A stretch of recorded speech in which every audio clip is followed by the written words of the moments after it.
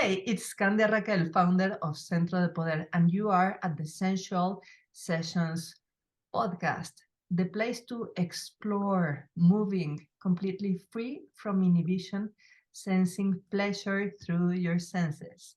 And today we have a very special guest. This is John Britton. He's an artist, a dramaturg, an actor, a painter, coach, an extraordinary person. Welcome, John. I'm so honored to have you here. It's lovely to be here, Candia. Thank you. I really enjoyed talking with you. Me too. Tell us a little bit about that wonderful question. Who are you? Who you are? Oh, I have no idea. It depends what day. It depends who's asking and what day of the week it is. Well, the external facts. I'm John Britton. I've spent 30 years training performers, originally actors, but then dancers, improvisers, circus performers, musicians. And then I started realizing that really we're all performers. We are always playing some kind of role. You play the role of a son or a daughter, a mother or a father, a teacher, someone in a supermarket, someone going to the bank. You are always playing a role.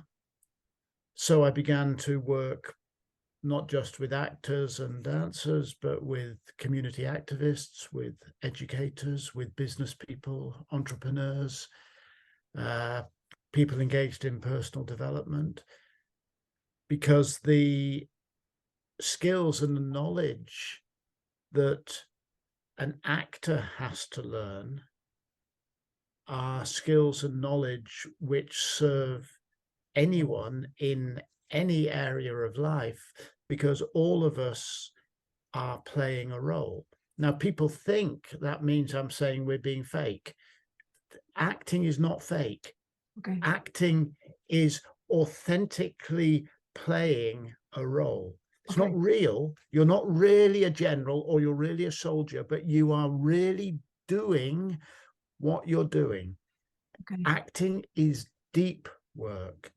Yes. So when I'm playing the role of a son, I'm authentically playing the role of a son. I am authentically talking to you now to the best of my ability. Yes. Acting is not fake. Acting is very, very real. We just are playing a role when we act. And that's true for all of us all of the time. So when you say, who are you? I go, well, I don't know. It depends who I'm talking to and what time of the week it is. Yeah, and the role that you're playing. Absolutely. That's fascinating because I am intrigued by the sincerity in performing and also the lack of thereof. Like an example, now I have a felt sense of being like me, Candia, hosting the Essential Sessions podcast with you, but like this comes naturally. But sometimes I am too self-conscious on how should I look, like, yeah, like I get like crystallized into not a performance but a pretense. And I believe that this is one of the enemies of sensuality, especially on intimacy.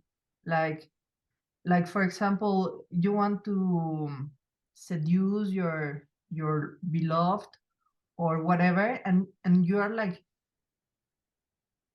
performing, or maybe not performing, but you are pretending to be something or someone who you are not. But where's the thin line between being authentically playing that role or just being pretendful? Yeah, or fake. Fake, exactly. Yeah. Well, the thin line we can define as presence. Bam, presence. Because you see, this is true for bad acting, whether on stage, on camera, or in your daily life. If you are attempting to be what you do not feel you are, what you should be, how you believe other people want you to behave, what you need to do to get approval from other people in some way, all of these things are based on what you think the world is expecting from you. And those responses are based on your fears about what if I am not attractive enough? What if the audience do not like me? What if I am ashamed and excluded from my community? Whatever. They're all based on what if. Now, presence moves us from what if to what is. What is? Yes. What is being asked of me now? Not what do I think is being asked of me? What am I afraid of? What is being asked of me now? What is my need now? What is my body telling me now? What is this situation now? What are you saying to me? Not what I think you're going to say, or how can I sound clever? Those things are going to turn me into a pretentious fake. Yes. If I hear what you say and I allow it to echo in the chamber of my body mind, then I can hear the answer that comes. And the answer will be an answer to you, or to your lover in the bedroom, or to the audience in the theatre, not an answer to your own fears. Now, you mentioned sensuality. Yes, one of the key ways of becoming present is to access your senses.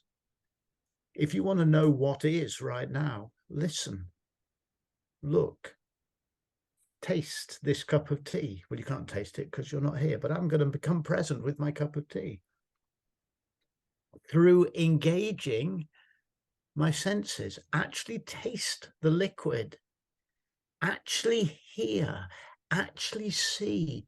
My hand is resting on a wooden desk. It's got grooves in it. If I start to go off into fantasies about, oh my God, am I talking crap? Does she think I'm stupid? I can come back to the present by feeling the wood under my fingers.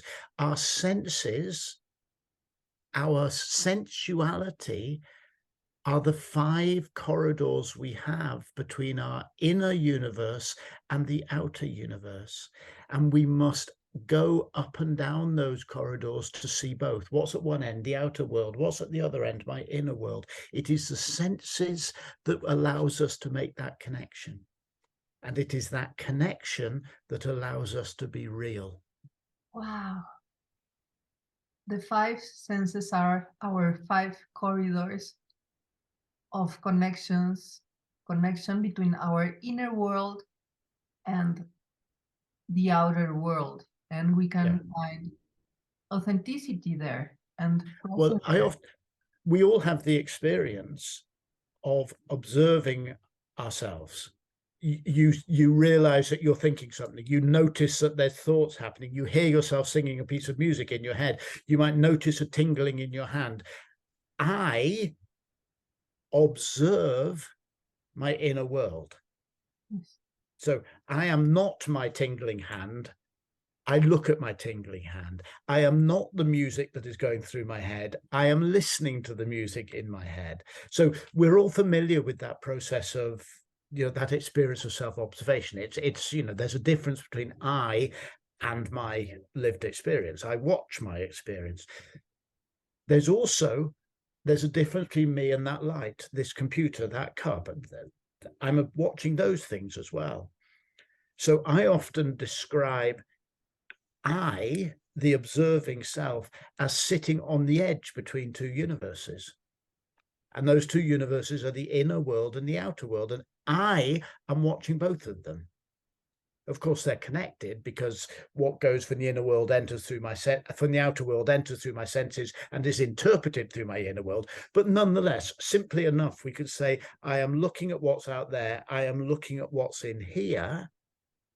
The senses are how those two worlds connect. And I often envisage myself and would train actors by saying, you're sitting on the edge between two universes. And, there's only 5 ways those universes talk to each other. So you sit on the edge and you make sure those two universes can talk to each other, and you observe the conversation. And that conversation is called presence. Presence. Yeah, sitting in between two universes. That in a way is what you say about the self with others, and also the self through others and the others through ourselves in an inseparable relation and communication. Absolutely inseparable. I would go further and say this observing self, me looking at the world out there, looking at the world in here, this observing me only exists through connection. I am always connected with something, with my own thoughts, my own experiences, with the sound of the wind in the chimney because there's a storm blowing outside my house, with the computer on which I'm talking to you. I'm always connected with something.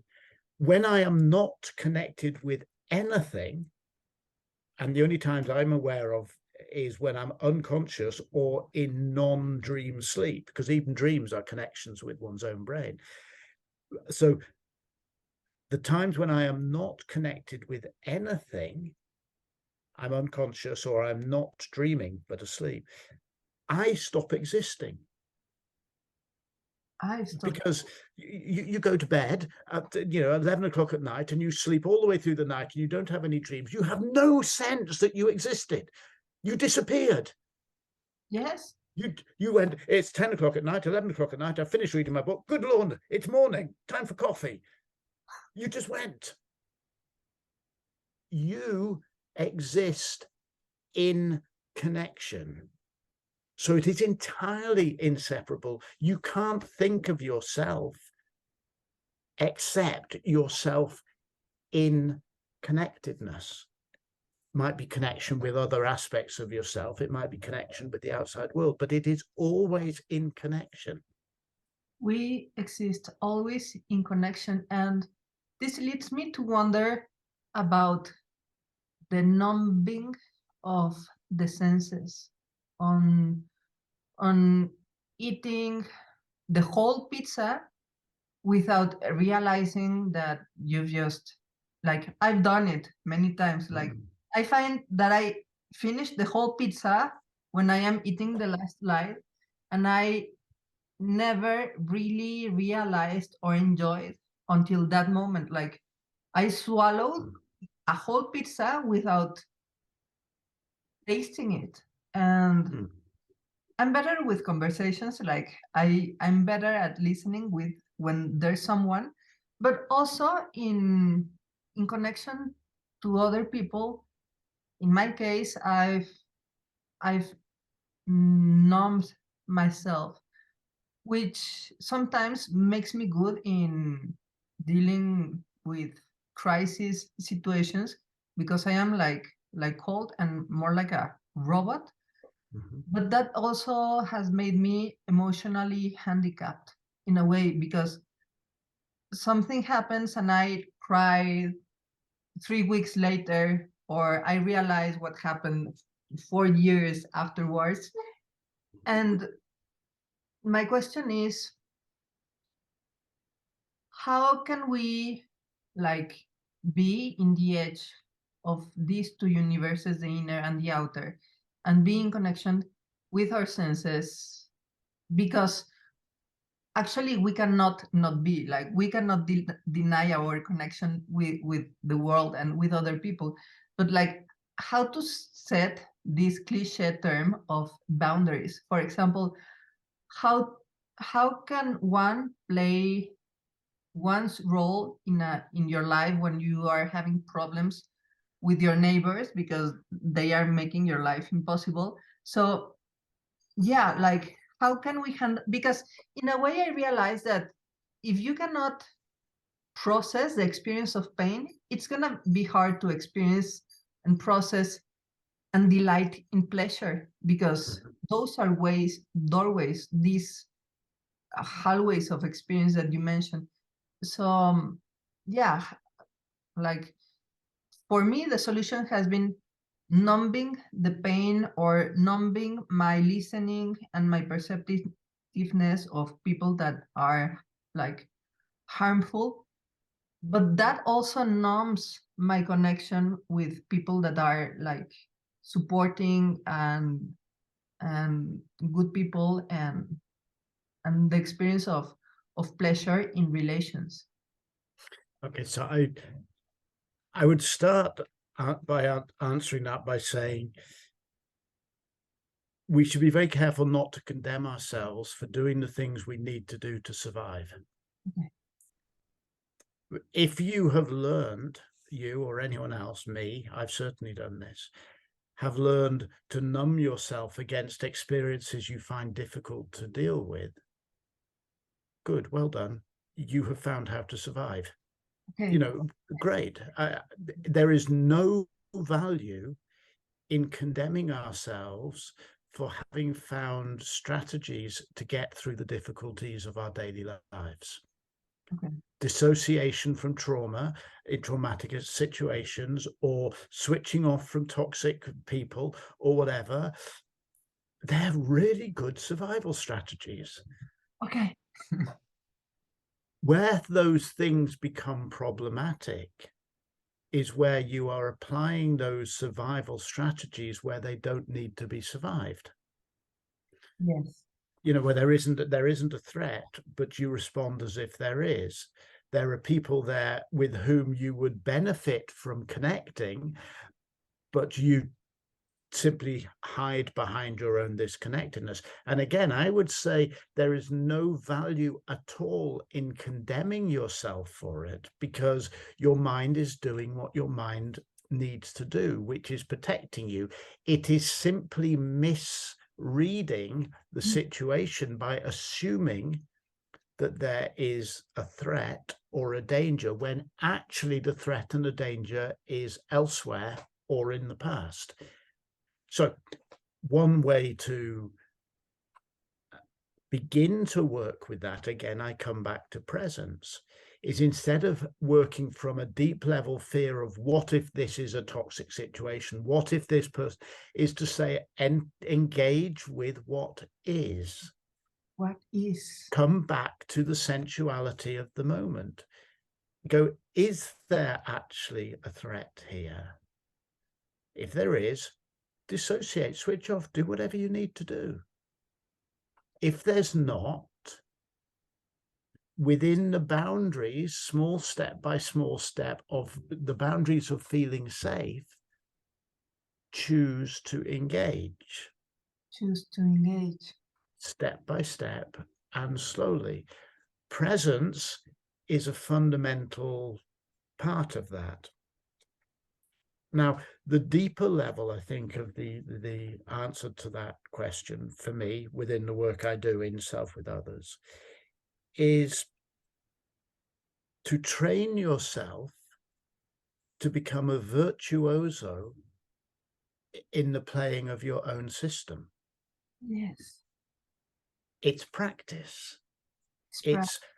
And practice inevitably means mistakes.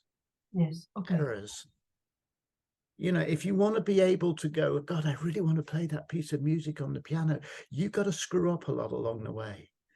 Yes. And you've got to slow down. You've got to take missteps. You go, no, it's not playing with that finger. It's got to be played with that finger. It's all of that stuff. Now, you live on the edge of these two universes. You have an enormously, magnificently, gloriously complex psychophysical system, interactions of mind and brain, consciousness and unconsciousness, all of these things. It's glorious. If you want to be able to use it as well as you can, you dedicate your lifetime to observing and learning. Observing. And no condemnation. Yeah. No. There's no point in, no point in saying, oh, I've learned to dissociate, I'm a bad person. The useful thing is to go, I have felt obliged to dissociate. And isn't it brilliant? I've noticed, and I am going to learn the techniques to move beyond, not by condemning myself, not by fighting myself, not by calling myself a failure and simply reinforcing my need to dissociate. But I'm going to say, good, now in this moment, in the heart of my present moment experience, I'm going to take my next small step by changing how I think, by paying attention to my body, by listening to the appearance of tension in my body, by observing the system of communication I'm involved in, by engaging my senses. There's a whole range of techniques. What matters is that you become a virtuoso in the playing of your own instrument. Become a virtuoso in the playing of your own awareness, and as your presence, as your way of being in the world, as the world, also in this thin edge of the now, where this universe is. But because now is where it's all at. There isn't anywhere else. It's not actually the thin edge. It's a universe. There is only now. There's only now. Yeah. It's a tiny fragment of moment, but it's also eternity, because every moment is now. Every moment. So if we pay attention to now, we are paying attention to our eternal truth. Yes. And to how we move through this continuum of now in presence. And this reminds me of what you say of having no opinion, like don't condemn yourself from disassociating from hardship. Like, now you are aware and gradually open to engage to someone or the situation as you discover in presence that is safe for you. But then I'm curious on how fantasy could play a role. And I mean, I don't know if it's fantasy or actually envisioning or projecting, like you have a dream and then you go and work consistently as if in a way you're being pulled, as if you split in two and you throw your dream self to that vision that you have, and your dream self or whatever your aspirations pull your real you to there, like you have like a journey, but it's not real yet. Like, it's not real yet, but it's something brimming under the surface in you that propels you there. And I am very curious on if you have sensed this or if you have a name for this, because especially I see it as what you mentioned with the role playing. Like, how do you do as an actor to become the to not to become, to authentically be in the role that you are playing and like make it for real? The heart for me, in my understanding of performance, the heart of authenticity in performance is to understand that to be convincing, you must be really doing what you're doing at the moment that you're doing it. Yes. If you're being a policeman, you don't have to go, I imagine what it is to be a policeman. That for me is not very useful. If you're being a policeman and your role in a a scene is to go in and be looking around and going, there's something suspicious in this room. I've got to find out. I'm imagining a crap detective film now, but the way to be authentic, or the beginnings of being authentic in that, is to make sure that when you walk into the room, you actually look around. You actually see things. Bad acting number one. I didn't drink the tea. If I want to be authentically drinking tea, I stop, I taste it, and I carry on. And if a policeman is drinking tea in this scene, he authentically and then carries on. It's authentic. If somebody in a scene is blindly eating a pizza without thinking about it while doing something else, they are genuinely paying attention to that other thing while eating the pizza. Now, that's not quite true, because actors also have a third eye, which is observing their own performance. But that's really can map onto mindfulness, the observing self. You are doing what you're doing while still observing yourself doing it. So there are sets of ways that you can map those things together. But the heart of the authentic process is to be really doing what you're doing at the moment that you're doing it. Really doing what you're doing at the moment that you're doing it. Yes, it's so obvious. And then you talked about imagination, or no, you talked about fantasy and dream and so on. And in my sort of scheme of how I see things, and this is just how I see things, all of those things can be summed up by one word, which is imagination, which is one of the great extraordinary human evolutionary advantages and this extraordinary human gift that we've got. And like most human gifts, we're just as likely to abuse it as we are to benefit from it. But all of these things, fantasy, projection, ambition, dreaming, they're all about imagination, the ability to throw forward towards possible futures. So in my understanding of how I see myself living, and what I kind of talk about when I'm coaching people or training people through self with others, is in this moment, which is the only moment that exists, but in this moment, we carry with us the baggage of the past, and we imagine a path forward towards our future. That imagining might be visioning, it might be dreaming, it might be ambition, it might be whatever. We are imagining, and we are caught between the weight of the past and our learned experiences and the creative freedom of our imagination. How much do you dare imagine? Some people imagine like that, some people imagine like that, some people imagine the universe. And so in each moment, the imagination is offering us a direction to go in, but no guarantee you'll get there, but a direction to head in. And the past is the protective clothing and the baggage you carry. But in each moment, you decide, do I still need to carry this with me? Maybe I've carried this suitcase long enough. I moved house not so long ago. Hundreds of boxes of books, 3,000 books or something downstairs.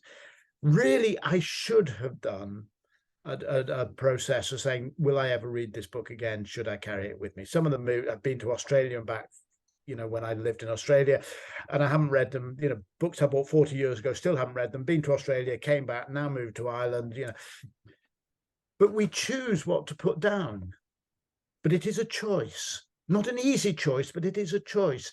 And our imagination is a set of choices that are offered to us of possible directions of travel. Possible. Some people will go, what I imagine is I want to be married and have children and live in a suburban environment and have a nice job and to go out to my friends for the weekend. Magnificent. Some people go, I don't know what I want to be doing, but I know I want to be out of this hellhole where I grew up, and I want to get on a plane and go somewhere on the other side of the world. It's always the human imagination pulls us forward, but don't believe it. It's not telling you what will happen. It's setting your direction. Yes, setting your direction. Nice. Imagination is like an arrow that you point, but you're the one that has to go through the journey moment by Totally. moment. And And when you fire that arrow, let's say you fire that arrow, you never know whether a wind's going to blow it up. totally, you never know where the wind is gonna blow it.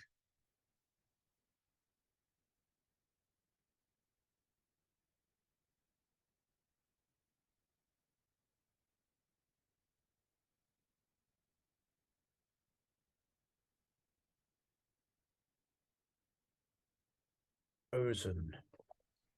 Yeah, so we are unfrozen. So Yes, unfrozen again. unfrozen again. Yeah, a moment of Reflection, an impasse, a permanent, and yeah, an impasse in that arrow.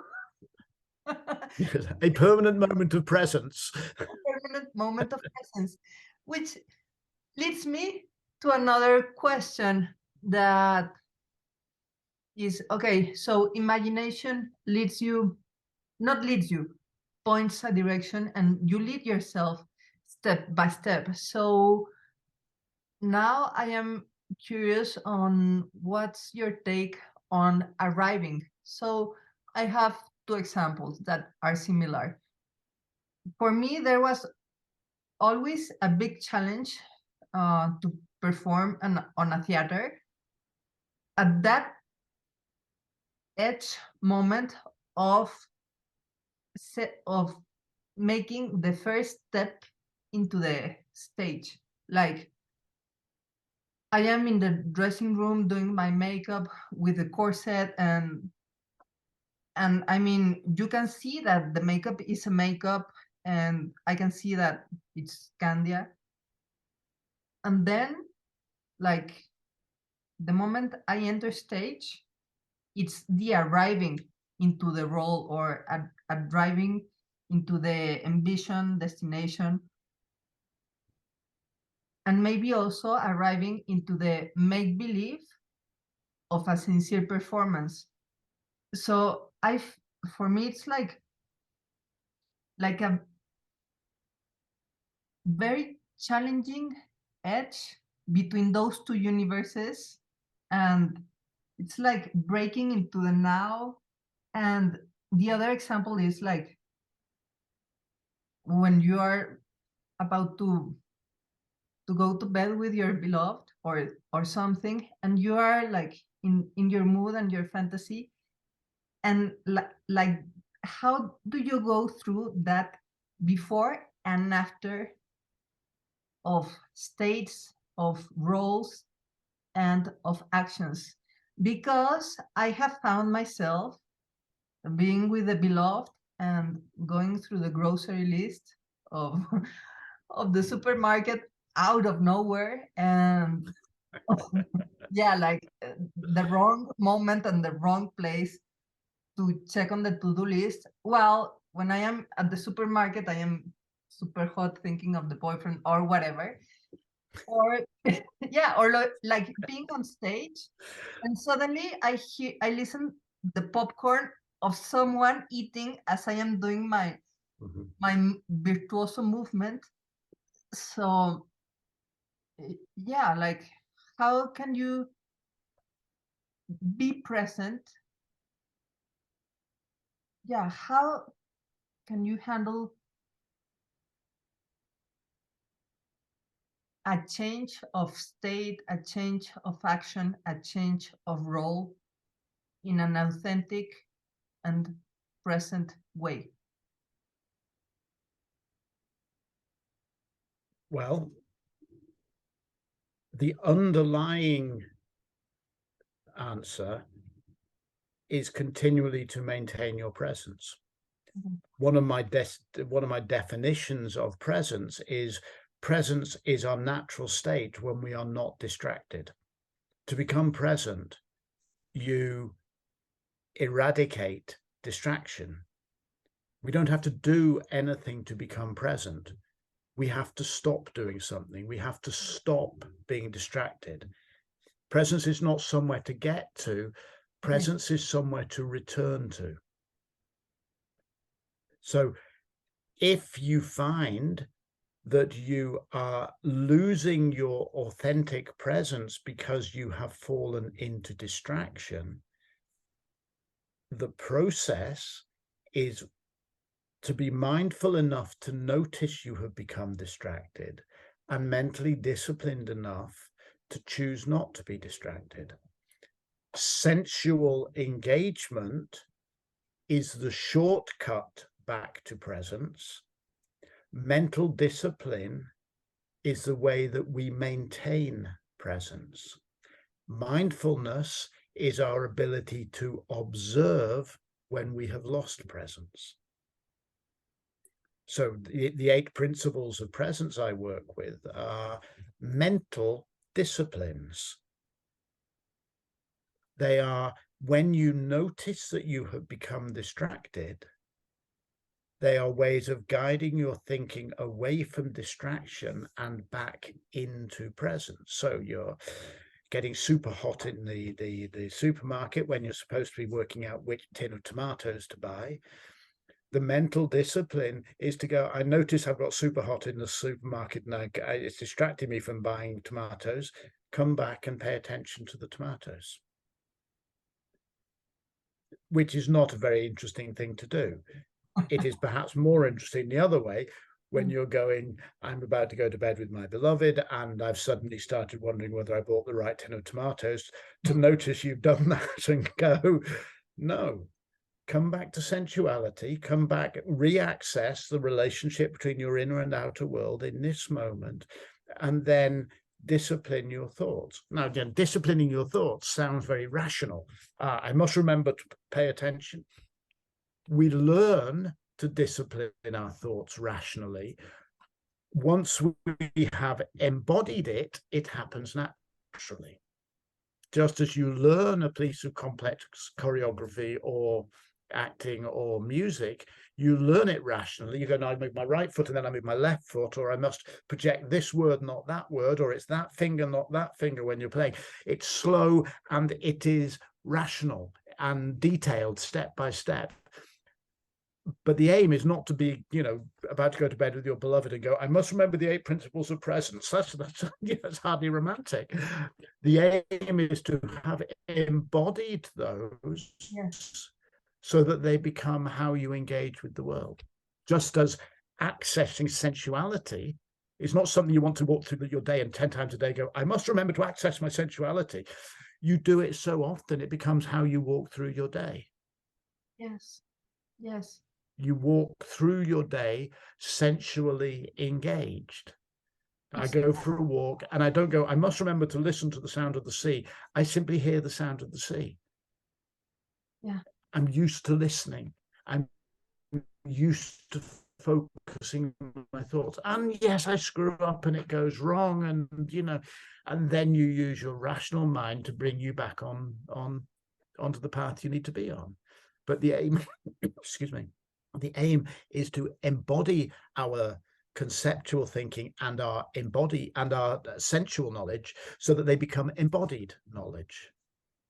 Yeah, to make it a lifestyle, to live a life of presence and being sensual. Like, okay, you're choosing the tomatoes, not thinking on your beloved, but you're essentially engaging with the tomatoes, like noticing the bright red color, the scent of the tomatoes, like, this is gonna make a great caprese salad. And the tomato is super soft. And the plastic or paper bag has this texture. And I listen to the paper bag. And I feel my body moving as I push the cart. So it's a way of being in the world. And for me, these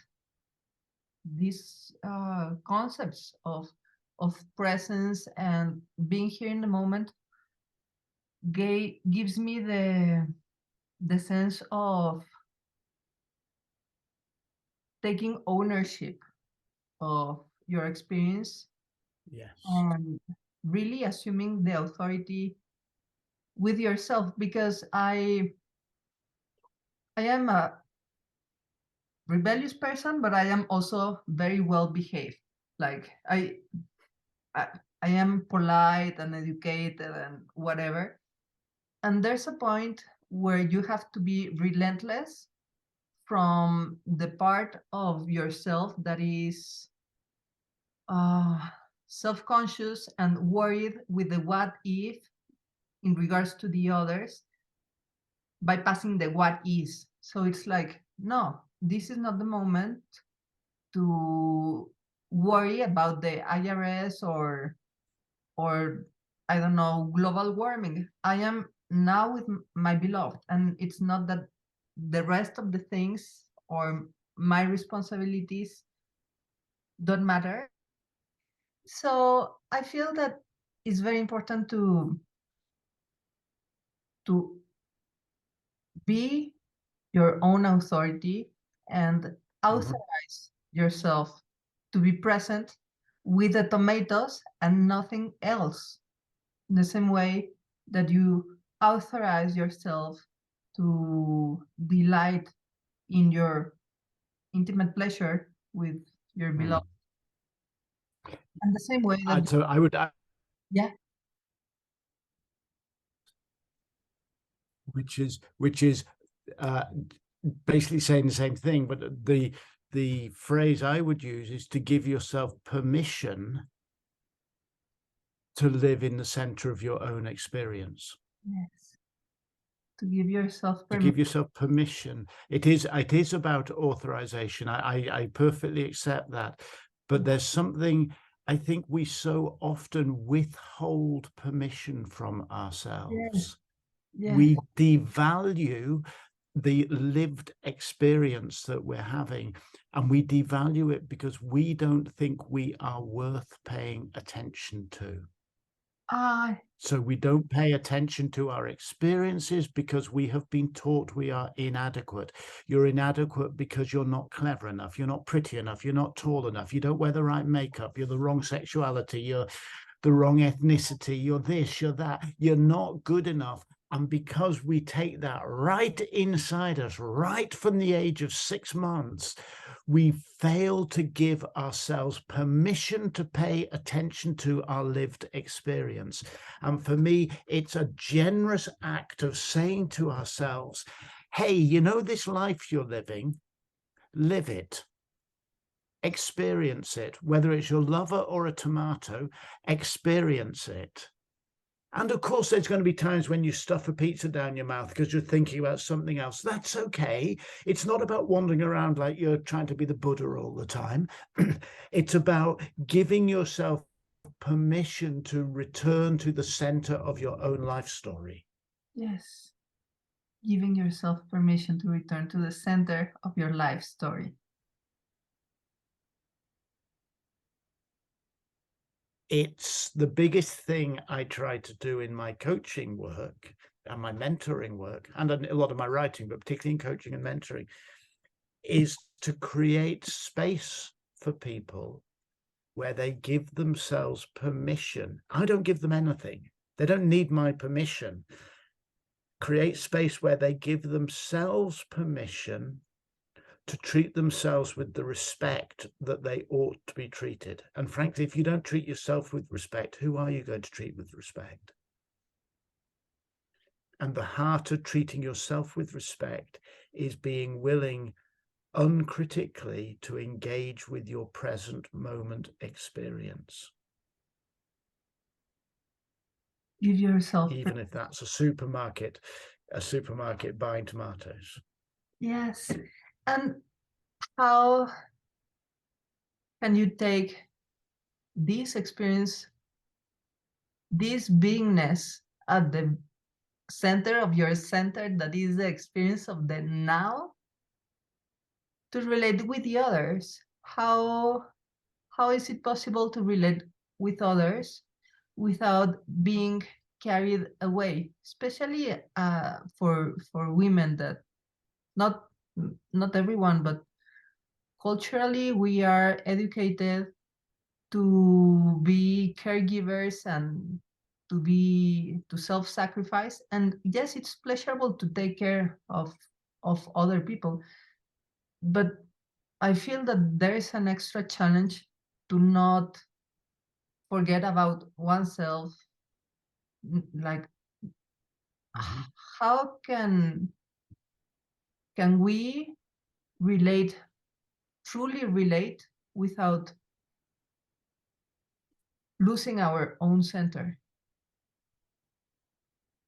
How can we create this There are times with others? So there is a self with others, like you say, and not self blurring out. So there can be a we. That also happens in relations. Again, the foundation is presence. Presence. You know, that's the foundation from which everything grows. It's not the answer to everything, but it is the foundation for the answer to almost everything. Because presence is about saying, get out of your thoughts and fantasies and fears and connect with reality. Presence is just about connecting with reality. So if you want to be exploring or refining or evolving your relationship with another, be present with them. You can't force them to be present with you. We don't get to force other people to be present with us. We become available to others. You sit on the edge of the universe outside and the universe inside, and you become available to others and present with them, while at the same time being available to your own emotions, not always trusting your emotions, because your emotions often come from old paradigms, and that's what we're working on. But you sit being present with yourself and present with another. And then you simply make the best guess you can about what is needed. Sometimes it is about sacrificing yourself for someone else. I don't go down the line of saying, hey, you're so important that you should never sacrifice yourself for someone else. To hell with that. There are times when you go, this person needs my help and I'm going to give them everything I can, even if it costs me. Yes. And there are other times when you go, this person is going to take everything I've got and I don't want to give it. I'm going to withhold that. There is a constant observation of what is being asked of you and what you feel able to give. And like water in a tank, you're balancing them. And you're sitting between those two things and observing them. My guide for how you observe it is another principle of presence, which is pursue pleasure. Hunt for the balance between giving and serving your inner needs. Hunt for the balance by saying, what really gives me a satisfaction now, or a satisfaction long term. Perhaps the satisfaction now is by saying, I don't really want to do what I'm going to do, but I know I'll feel good about it later. Perhaps that's a satisfaction.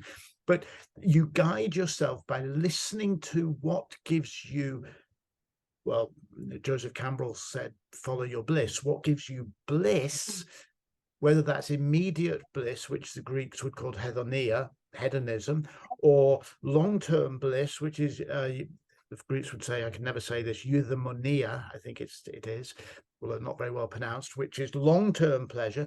You look at those things and you say, I am guided by serving and searching for what makes me feel like I am authentically being the person I want to be. And sometimes you'll get it wrong. You'll give too much and you'll feel you've depleted yourself, or you'll give yourself too much and feel you've let other people down. Cool. We get things wrong. That's what life is, getting things wrong. Yes. And through getting many things wrong, we find our path. I think it was Buckminster Fuller who said, you know, you want to know how to move forward, trial and error. And it's so right. Trial and do the best you can.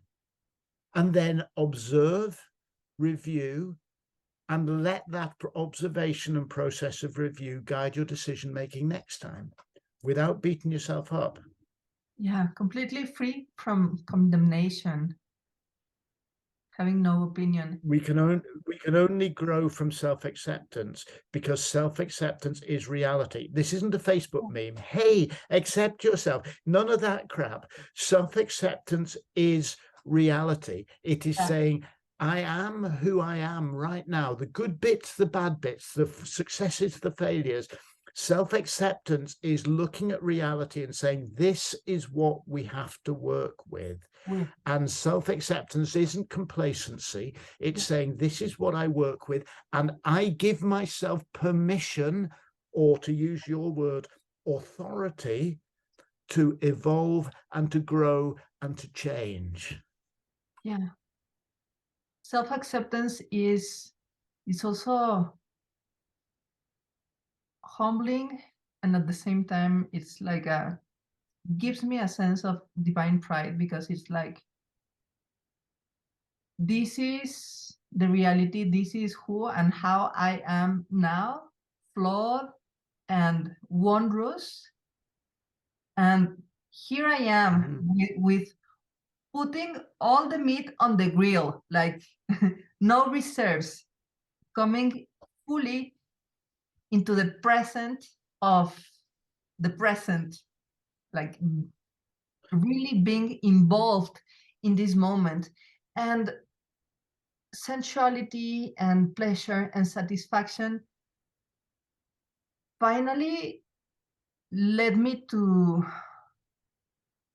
a devastating clarity about fantasy, because I love imagination. I have an inner wonderland in my mind that sometimes it's even more interesting than reality. And the problem with fantasy is precisely that it's not real. So, like, presence, it's also a practice of relinquishing fantasy, so pleasure and bliss can bloom, because pleasure is flesh, pleasure is real, pleasure can only happen in the present, in the now. Yeah, but fantasy is real. At the time you're having a fantasy, that is a created experience of your mind. That's what's happening in your mind. It's real. Just as a dream while you are dreaming is real. All of these, none of these things need to be excluded from our lives. They are all real. Okay. What needs to be perhaps excluded is the fantasies that things ought to be different, or you should be different. Reality is the tin of tomatoes, it's your lover, but it's also your fantasies.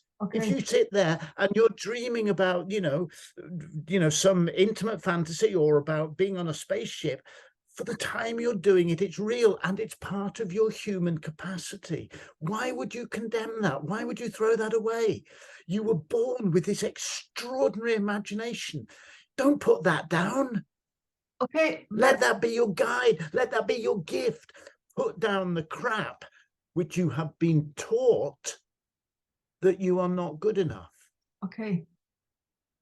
Those are the fantasies that we need to put down, because they are fantasies about inadequacy. We're not born with them. We're born feeling fully adequate. We expect to be loved. We expect unconditional acceptance. And we learn self-condemnation, self-hatred. We learn defense. Fantasies are absolutely real. Fantasies are absolutely Live them, love them. So just get rid of the crap that you're not good enough. So the thing is to make the discernment on between what is a fantasy that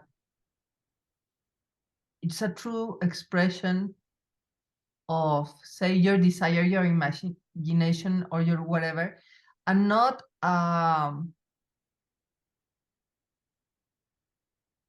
false belief of hiding away in some self-idealization of something that you are not, because you feel that you are not enough.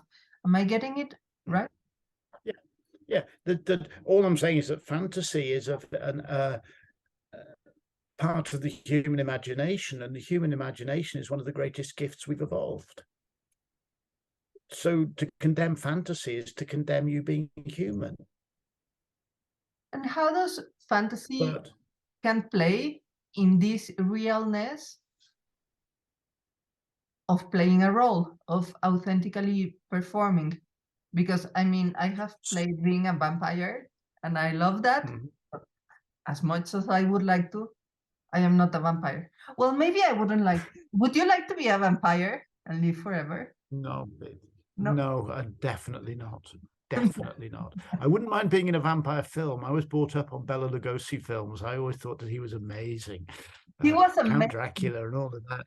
Yeah, he's a fantastic actor. Because, you know, it's not realistic acting. It's basically expressionist acting. Coming out of 19th century melodrama. It's very unreal, but he just is Count Dracula. And, you know, 60 years since 55 years, 50 years since I watched, you know, the Bela Lugosi films for the first time. And his performance is still in me. I can still see the way he looks and the way he moves. And that is such a powerful performance. He is really doing what he's doing. Whereas you see a lot of stuff in soap operas and you go, they're not doing what they're doing. They're just putting on a little mask of technical actions. Exactly. Technical actions. Like Martha Graham said, the body the body doesn't lie. And there's something that we as the audience can read transparently, that person is acting that he's acting instead of playing the role. Yeah, but also, you know, you will have sat in a coffee bar or a bar talking to someone and you're having a nice conversation, and suddenly you will know, even though they're still looking at you and going like this, you'll know they're no longer listening to you. Yes. You will know that they are no longer present, and you'll go, what are you thinking about? What's happened? You know, it's a hardwired in us to know when someone is not paying attention to us. It's a survival mechanism. If you meet someone and they're going, if you meet someone and so the heart of acting is training yourself to be paying attention in the present moment to what you're doing. That's what draws the eye of the audience. There's another whole conversation there about what presence on stage is, but we probably can't go there today. Yeah, well, that might be another episode. So would you share us a tip on maybe how to draw the eye of the beloved? Like, it's not the same you and your beloved or whatever. When you're doing the laundry and you ate a lot of, I don't know, tacos with beans, frijoles, and you're farting and like you're in your random existence, then when you shift into your predatory desire mode of intimacy or whatever, and as it's not, well, maybe there are people that is very fortunate to give themselves permission to express free from inhibition in certain roles or moments, but a lot of people is panicked to see that this predatorial or desire, or maybe, I don't know, submissive, whatever thing, it's also a part of you. Like, you're playing a role, but that's also you. Like, I am proficient at playing the role of the teacher because I have practiced that role for over 25 years. So it goes out automatically. But there are roles that we are not familiar. And while we begin to open into this self-expression of voicing pleasure or voicing desire or moving sensually and making mistakes, trying to let the expression of yourself come out, Like, what is some tip or exercise that we could do, like short, to be more comfortable into this role? Accept what is. Accept what. Just go with what is. Get rid of those voices that go what you should be or the right way of doing this, and accept what is. And if you've eaten your beans and you're farting and you're trying to move into seduction mode and you fart, well, what is you're going to be laughing. Let laughter be the seduction.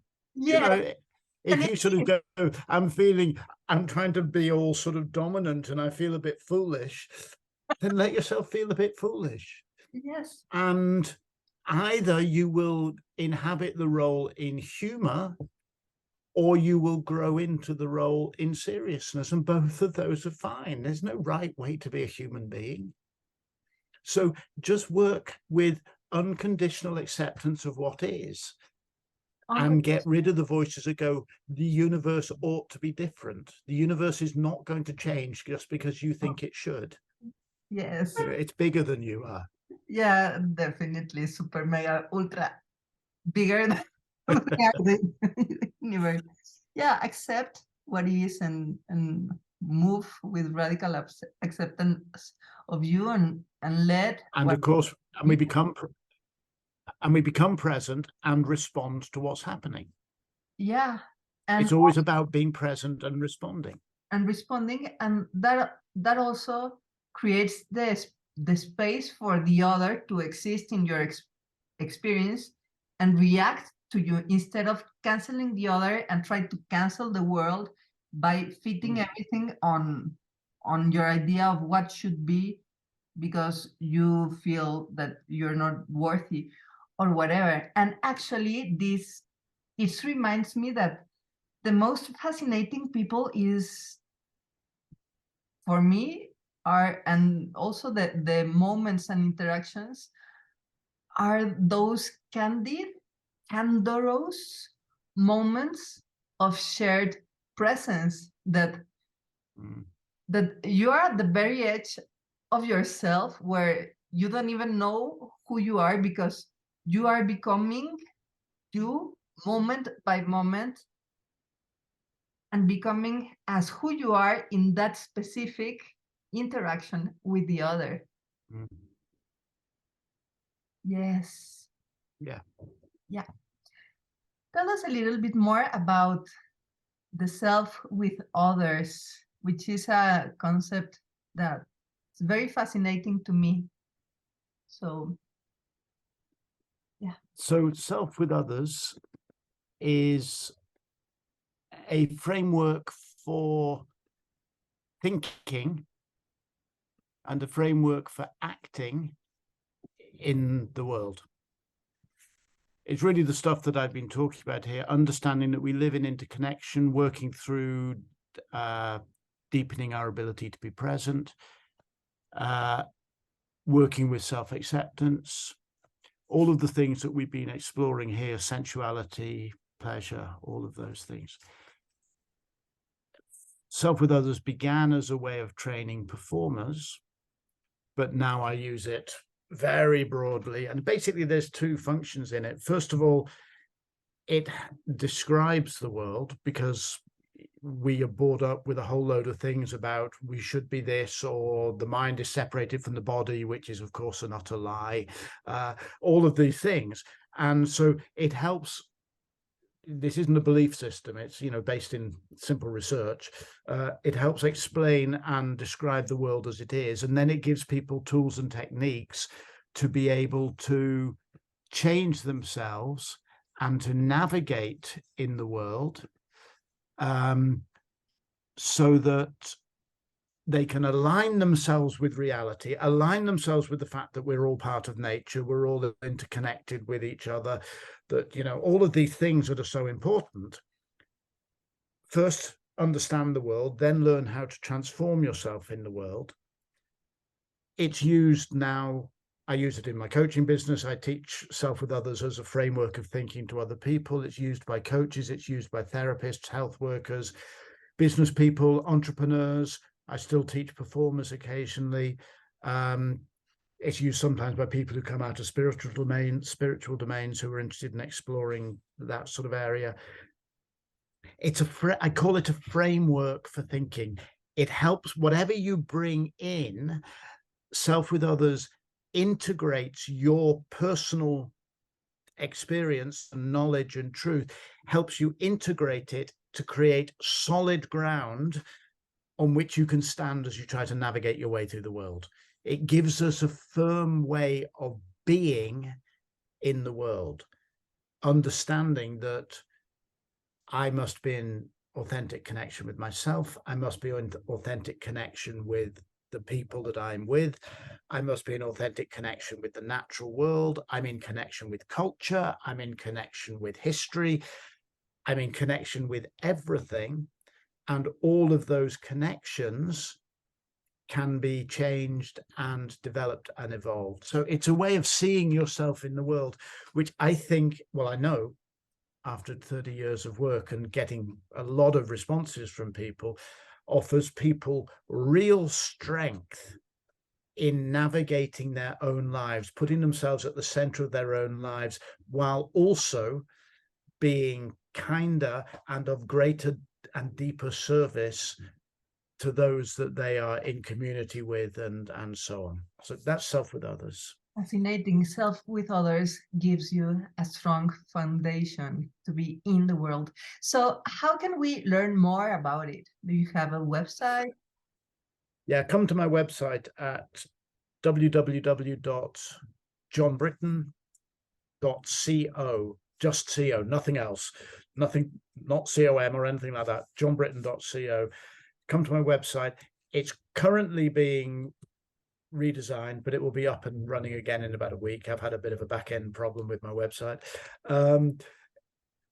Or you can just write to me at john@johnbritton.co and talk to me, join my mailing list, chat to me, and let's, my mission is to try to help people connect with their better selves and live more easily and more kindly in the world. And while we're at it, let's stop destroying the world that we live on. All of these things are interconnected. So if you want to talk, then just get in touch and talk to me. Yeah, so go to www.johnbritton.co, meaning .co, and join his newsletter. He sends amazing emails. Like, I always make myself a ritual of preparing myself a coffee or a hot tea, sitting and enjoying soaking in his messages. Thank you so much, John. This has been an amazing episode. It's a real pleasure to be here. It's always lovely talking to you. Thank you. And thank you, Sensualists, for being here at the Sensual Sessions podcast. If you haven't subscribed already to the Sensual emails, please go to www.centraldepoder.com and get yourself signed up. Until next time, remember to sense your fire so you can share the flame.